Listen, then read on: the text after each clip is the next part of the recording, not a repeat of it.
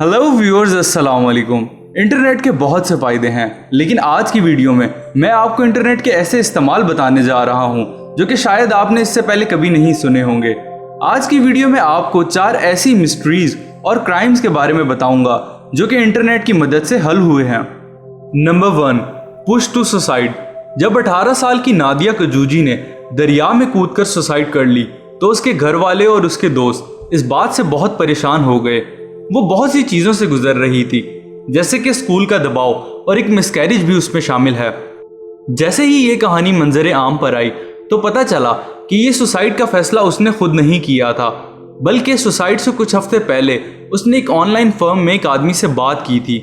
बाद में मजीद तहकीक से ये पता चला कि वो एक ऑनलाइन काउंसलर था और वो ये काम कुछ अरसे से कर रहा था। इस आदमी का नाम मिल्चर डिंकल था और वो इससे पहले 5 से 6 लोगों को सुसाइड के लिए राजी कर चुका था। Number 2, stolen laptop. आज के दौर में लैपटॉप या फ़ोन जैसी चीज़ का चोरी होना किसी के लिए बहुत बुरी खबर हो सकती है। उसकी 2 वजह होती हैं।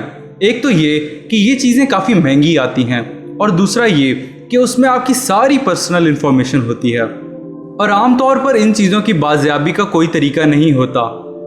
यही चीज़ें शॉन पावर के दिमाग में चल रही थी जब उसका लैपटॉप चोरी हुआ।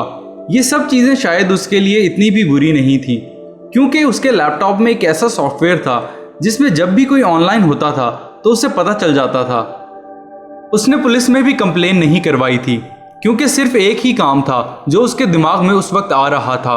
उसने अपने ट्विटर के 12,000 फॉलोअर्स से मदद ली और हैरानी की बात यह है कि एक फॉलोअर ने उसका लैपटॉप और बैग में पड़े उसके सारे डॉक्यूमेंट्स रिकवर करवा दिए थे। Number 3, omnipotent. जो लोग इंटरनेट की डेप्थ तक गए हुए हैं वो लोग बता सकते हैं कि वहाँ किस हद तक खौफनाक चीज़ें होती हैं, और ये सिर्फ इलीगल ड्रग्स और अजीबोगरीब चीज़ों के बारे में नहीं, बल्कि और भी बहुत सी चीज़ें हैं जो वहाँ होती हैं और पुलिस का वहाँ तक पहुँचना भी काफ़ी मुश्किल है। ब्रैड विलियम, जो कि एक हैकर था, उसने इस चीज़ के बारे में कुछ करने का सोचा। उसने अपने फर्जी नाम ओमनीपोटेंट के जरिए गुमनाम तौर पर काम करना शुरू कर दिया। इसने बच्चे अगवा करने वाले 3000 से ज़्यादा शिकारियों के कंप्यूटर्स को मुतासिर करने के लिए एक वायरस डिज़ाइन किया था। इसने ये सब काम सबूत जमा करने के लिए किया था ताकि उन लोगों के खिलाफ कोई कानूनी कार्रवाई की जा सके, लेकिन कानून ने इस बात पर कभी अमल नहीं किया क्योंकि ये गैर कानूनी तरीके से हासिल किया गया था। इस वजह से अदालत इसे कभी कबूल नहीं कर सकी। Number 4, hate crime.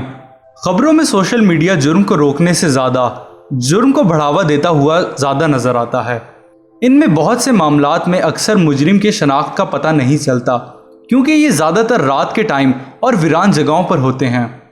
फिलाडेल्फिया में जब एक हमलावरों के ग्रोह ने 2014 में परसीव सेक्सुअलिटी की वजह से एक शख्स को कत्ल कर दिया तो ऐसा लगा कि ये बाकी मामलात की तरह ये भी मामला नीचे चला जाएगा, लेकिन खुशकिस्मती से हुकूमत ने एक तस्वीर जारी करने का फैसला किया और एक शख्स ने ट्विटर के ज़रिए उन लोगों को इस शख्स की शनाख्त करवा के दी और इसी तरह ये केस सॉल्व हुआ।